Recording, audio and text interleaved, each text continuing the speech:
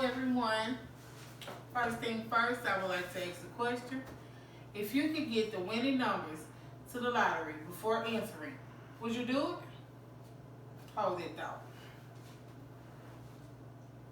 It is better to live together before marriage. Knowing that beforehand, if marriage is the best option, would be the best thing to live together before marriage. Saving your marriage before it begins is the key. When you live together before marriage, you're saving your marriage before it even begins. There are many different reasons why this is proven to be true. I will just discuss a few with you all today. The three things I will be discussing today will be financially, test of companionship, and getting to know the real person. Financially, splitting bills. Everybody knows how hard it is when bills are out. When you are staying together with your significant other, you get to split the bills.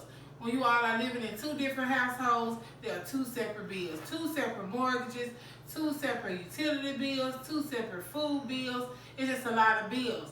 When you all stay together, that splits the bill in half. When you are together with your significant other, that splits the bills and it saves money. It saves money for the wedding that you're planning. It saves money for anything that you all want to do together.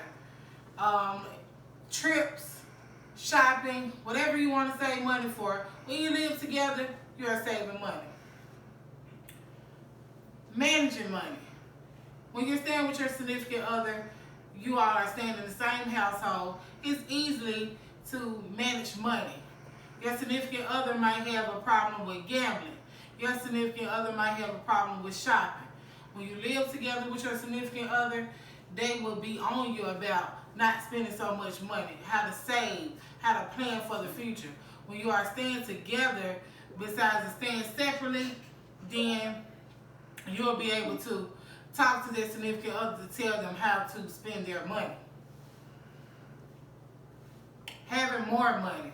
When you're staying with each other, you have more money because you all are working together, paying bills, and managing money together. So that means you have more money to plan for the wedding, for the future trips, for the honeymoon. If you stay with your significant other before marriage, it saves more money. Secondly, I want to talk about companionship. Compatibility. Compatibility is enjoying each other, knowing each other, just actually getting to know who your significant other is. It's okay when you're going out on dates, but when you're staying with someone, that's when you know if you actually like them, if you are compatible with them. That's the key thing with staying with someone in a relationship. You have to know if you are compatible with a person. Just talking on the phone every day don't mean that you're compatible with them. If you are able to stay with each other and work well with each other, that's compatibility. And that will save a marriage. Love or lust? Lust is a feeling more than it is an action. Well, I'm sorry, love is a feeling. Lust is an action. You can have lust for someone intimately, but you won't be in love with someone. Being in love is when you're in a relationship and it works out like that. But when you have lust for someone, it won't end well. It won't last long. So when you stay with your significant other, you will know if it's love or lust.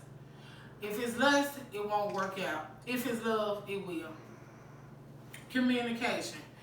That is the key to every relationship, is communication. Like I said before, you can talk on the phone, you can text, but staying in the household with each other and talking and communicating and being able to listen to that person and work things out before marriage is the key to a great relationship. You can talk to someone every day on the phone, but when you're staying with them, you should be able to talk to them about your day and what's bothering you. And if it's something that they're doing that's bothering you. So if they can talk to you about that and you not get upset and you all talk it out and have a good relationship after that, that is great communication. You will need that in marriage. So if you can stay with one another and communicate well, that's perfect. That's why it's great to stay together before marriage, because if you get married and you all can't communicate, there will be time for divorce. So communicating and living together, I feel, is the best thing, because you get to know who that person is. Which jumps me into the next subject, getting to know the real person. Getting to know the real person, their habitat, how they live. If your significant other is filthy, you wouldn't like that. But if you knew that before getting married, then that's something that you can change with them. But being married, sometimes people are stuck in their ways. So if you if you're living together before marriage, that's something you will know about. You'll know about their habitat, about their cleanliness. Expectations. You will know what to expect before marriage.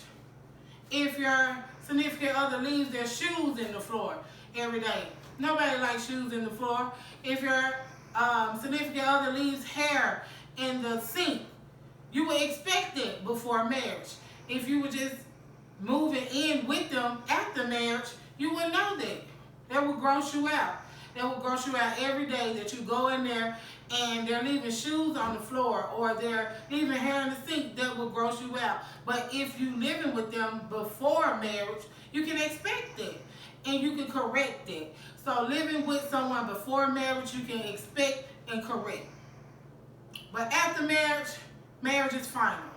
So if you can see those things before marriage, you can expect it. Commitment.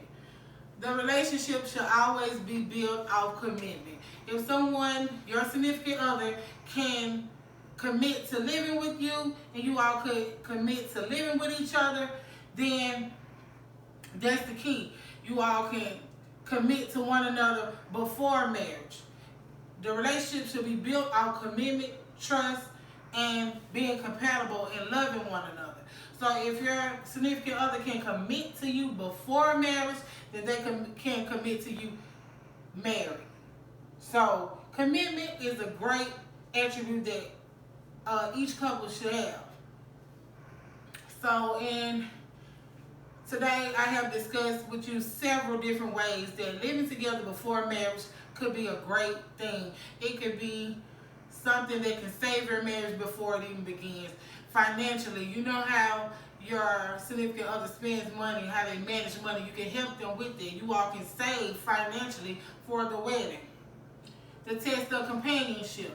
You know how compatible you are with that person. You know whether it's love or lust. You know if you're actually in love with this person or have a strong like for that person. Communication. You all will know if you all could talk to each other and get over problems and be able to get along with one another. You should know that before marriage, not after. You should know that before marriage. Habitat. You know how clean and what to expect and the commitment of that person.